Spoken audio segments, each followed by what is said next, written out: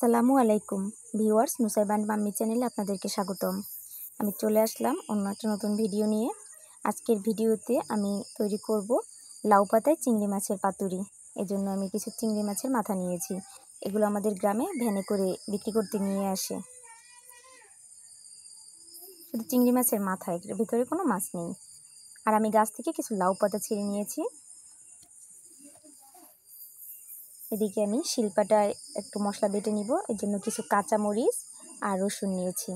এখন এগুলোকে আমি বেটে নিব। বাটা শেষ, এখন এগুলোকে তুলে নিব। এরপরে আমি চিংড়ি মাছের মাথাগুলোকে বেটে নিব। আমি পুরোপুরি একবারে মিহি মিহি করব না, কিছুটা আস্ত আস্ত রেখে দিব।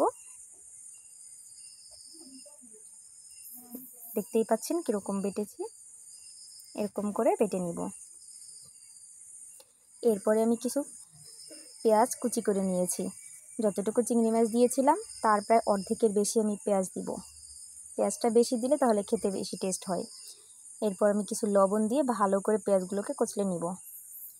এখন আমি সব মশলা আর মাছগুলোকে ভালোভাবে মেখে নিব। পেঁয়াজের সাথে ভালোভাবে চিংড়ি মাছগুলোকে মেখে নিচ্ছি। মাখা শেষ, এখন আমি এর ভিতরে দিয়ে দিব হলুদ। হলুদ আমি পুরোপুরি 1 চামচ দিইনি, তার থেকে একটু কম দিয়েছিলাম। এবার দিব মরিচের গুঁড়া। ঝালটা যে যেরকম পছন্দ করেন সেই অনুযায়ী দিবেন। এর ভিতরে আমি কিছু সয়াবিন তেল দিব, কেউ চাইলে সরিষার তেলও দিতে পারেন।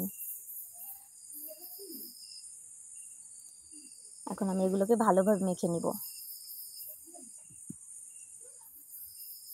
মাখা শেষ, এখন আমি লাউ পাতাগুলোকে নিয়ে নিচ্ছি। আপনারা যদি কেউ কিছু লাউ পাতা আছে যেগুলো এরকম কাটা কাটা থাকে না, পুরোটা গোল থাকে, ওই যে টাইপের লাউ পাতা নিলে একটা নিলেও হবে। যেহেতু এটা এই যে কাটা কাটা টাইপের একটা লাউ পাতা, এই জন্য আমি 2টা লাউ পাতা এভাবে করে নিয়েছি।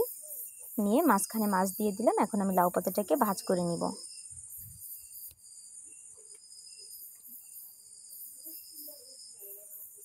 আপনাদের যাদের কাছে টুথপিক আছে তারা টুথপিক দিয়ে এই পাতাটাকে আটকে দিবেন। আমার কাছে টুথপিক ছিল না, তাই আমি নারকেল গাছ থেকে কিছু পাতা ছিঁড়ে ওটা দিয়ে শলা তৈরি করেছি। এখন ওটা দিয়ে আমি এভাবে আটকে দিলাম। এভাবে করে একে একে সব মাছগুলোর ভিতরে মাছগুলো আমি এভাবে লাউ পাতায় দিয়ে নিলাম। আর ভালোভাবে আমি শলা দিয়ে আটকে দিলাম যেন মুখটা খুলে না যায়। এখন আমি একটা কড়াই গরম করে নিয়েছি, এর ভেতরে আমি তেল দিয়ে দিচ্ছি। তেলটা একটু বেশিই দিতে হবে আর ধাপে ধাপে কয়েকবার দিতে হবে।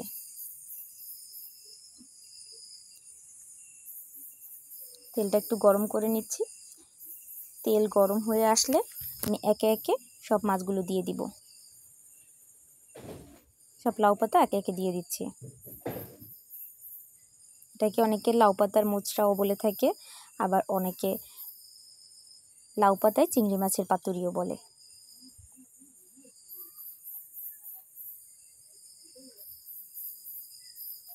এবারে আমি একটু ঢাকনা দিয়ে ঢেকে বেশ কিছু সময় জাল করতে থাকবো। মিডিয়াম আঁচে জাল করব। দেখতেই পাচ্ছেন তেলের পরিমাণটা কীরকম দিচ্ছি। উল্টে পাল্টে ভালোভাবে ভেজে নিব। বেশ কিছু সময় ভেজে নেওয়ার পরে আমার ভাজাটা কমপ্লিট হয়ে গেল। দেখতেই পাচ্ছেন পাতাগুলো কীরকম ভাজা ভাজা হয়ে এসেছে। এই পর্যায়ে খাওয়ার পালা। এবার আমি টেস্ট করে দেখব কেমন হলো।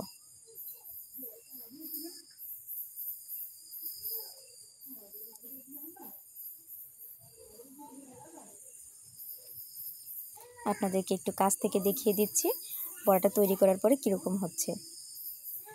দেখতে কতটা লোভনীয় মনে হচ্ছে না? ক্রাশ খাওয়ার মতো একটা রেসিপি। আপনারা একবার বাসায় ট্রাই করে দেখতে পারেন। জাস্ট বলে বোঝানোর মতো না, এত টেস্ট ছিল। ভিডিওটা দেখার জন্য ধন্যবাদ।